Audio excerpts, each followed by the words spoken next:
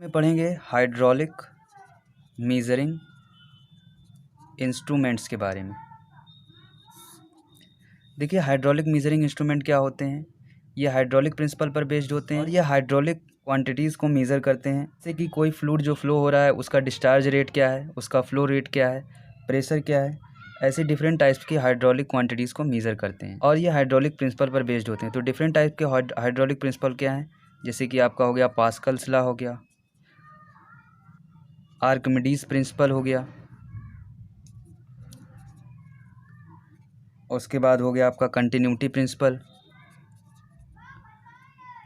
Bernoulli theorem हो गया।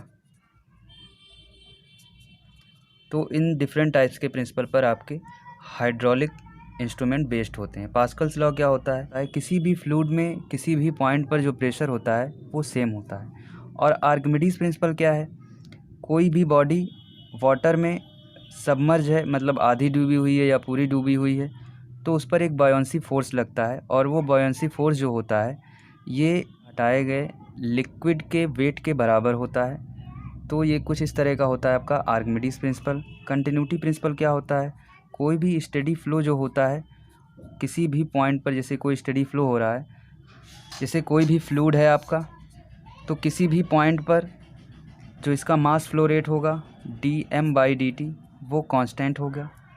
dm/dt मतलब मास क्या होता है, मास की क्या वैल्यू होती है, मास होता है रो इंटू वॉल्यूम, इसकी डेंसिटी और इंटू वॉल्यूम, ये क्या हो जाएगा d रो इंटू v/dt। और जो वॉल्यूम होता है, ये वॉल्यूम क्या होता है एरिया इंटू में लेंथ, इसको लिख सकते हो आप area into length divided by dt। तो यहाँ पर ये देख रहे हो आपकी डेंसिटी कांस्टेंट है, जो आपका फ्लूइड फ्लो हो रहा है उसकी डेंसिटी कांस्टेंट है, एरिया कांस्टेंट है, तो क्या बच जाएगा रो ए dl/dt, ये हो जाएगी वेलोसिटी। तो यहाँ पर अगर रो कांस्टेंट है तो a इंटू वी का जो मल्टीपल होगा वो कांस्टेंट होगा। कंटिन्यूटी जो लॉ होता है वो ये कहता है कि किसी भी पॉइंट पर जो एरिया होता है और जो उस पॉइंट पर वेलोसिटी होती है उस फ्लूइड की वो सेम होती है, a1v1 a2v2 ये कांस्टेंट होता है। बर्नौली थ्योरम क्या होती है, किसी भी फ्लूइड में जो पोटेंशियल एनर्जी होती है और काइनेटिक एनर्जी होती है और उसकी प्रेशर एनर्जी होती है, इन तीनों का जो सम होता है ये कांस्टेंट होता है। या फिर आप कह लें जो पोटेंशियल हेड होता है और जो काइनेटिक हेड होता है या वेलोसिटी हेड होता है और प्रेशर हेड होता है, इन तीनों का सम कांस्टेंट होता है। इसको इस तरह से लिखते हैं P plus half rho v square plus rho g h, ये जो होता है ये कांस्टेंट होता है। तो ये डिफरेंट टाइप्स के हाइड्रोलिक प्रिंसिपल हो गए, इन्हीं पर बेस्ड हाइड्रोलिक इक्विपमेंट्स होते हैं। इसके बाद इन प्रिंसिपल पर बेस्ड डिफरेंट टाइप्स के इंस्ट्रूमेंट पढ़ते हैं, जैसे कि अब हाइड्रोलिक प्रिंसिपल पर बेस्ड जो होंगे ये हाइड्रोलिक क्वांटिटीज़ को मेज़र करते हैं, जैसे कि डिस्चार्ज रेट जो हो जाएगा, यही ए और वी का जो मल्टीपल होता है क्यों, इसको निकालने के लिए। और एक दूसरी क्वांटिटी आप मेज़र करते हो फ्लो वेलोसिटी। तो ये जो आपका डिस्चार्ज हो गया ये इन्हीं प्रिंसिपल पर बेस्ड होता है, जैसे कि Pascal's law, Archimedes principle, continuity law, Bernoulli theorem. इन्हीं डिफरेंट टाइप्स के प्रिंसिपल को यूज़ करके यहाँ पर डिफरेंट टाइप्स के इंस्ट्रूमेंट बनाते हैं, जो कि डिस्चार्ज रेट मेज़र करते हैं, फ्लो वेलोसिटी मेज़र करते हैं। क्या होते हैं इंस्ट्रूमेंट, जैसे कि आपका हो गया वेंचुरी मीटर, नॉच हो गई, वियर हो गया, रेक्टेंगुलर नॉच हो जाती है, वी नॉच हो जाती है, ये सभी जो होती है डिस्चार्ज मेज़र करने के लिए होती है। और फिर प्लेट हो गई आपकी, फ्लो नोजल हो गया।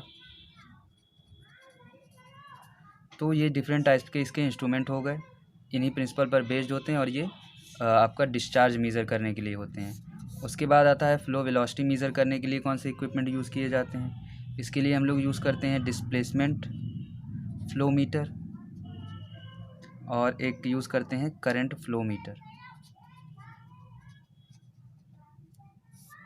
ये तो हो गया आपका डिस्चार्ज और फ्लो वेलोसिटी निकालने के लिए। इसके बाद अगर हमें फ्लूइड प्रेशर मेज़र करना है तो उसके लिए मैनोमीटर का यूज़ करते हैं।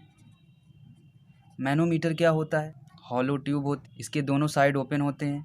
इसका एक साइड जहाँ पर जिस लिक्विड का प्रेशर हमें मेज़र करना होता है उससे कनेक्ट कर देते हैं। कुछ इस तरह से देखिए, जैसे ये एक ट्यूब है, यहाँ पर हमें इस पॉइंट पर इसका प्रेशर मेज़र करना है तो यहाँ पर हम इस ट्यूब को कनेक्ट कर देंगे।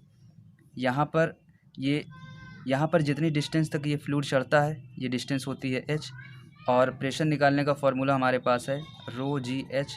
तो यहाँ पर h की वैल्यू हमें पता है, तो यहाँ पर उस फ्लूइड की डेंसिटी और ग्रेविटेशनल एक्सेलरेशन की वैल्यू रखकर यहाँ पर प्रेशर की वैल्यू निकाल लेते हैं। तो ये कुछ इस तरह से होता है हाइड्रोलिक मेजरिंग इंस्ट्रूमेंट। तो आज के इस वीडियो में हमने क्या पढ़ लिया, हाइड्रोलिक मेजरिंग इंस्ट्रूमेंट के बारे में। डिफरेंट टाइप्स के हाइड्रोलिक प्रिंसिपल पढ़े, जैसे कि Pascal's law, Archimedes principle, continuity law, Bernoulli's theorem. और इन डिफरेंट टाइप्स के प्रिंसिपल पर जो बेस्ड मेजरिंग इंस्ट्रूमेंट होते हैं, जैसे कि आपका वेंचुरी मीटर हो गया, डिफरेंट टाइप्स की नॉच या वियर हो गई जो कि आपका डिस्चार्ज मेज़र करने के लिए यूज़ की जाती है, ऑरिफिस प्लेट हो गई, फ्लो नोजल हो गया।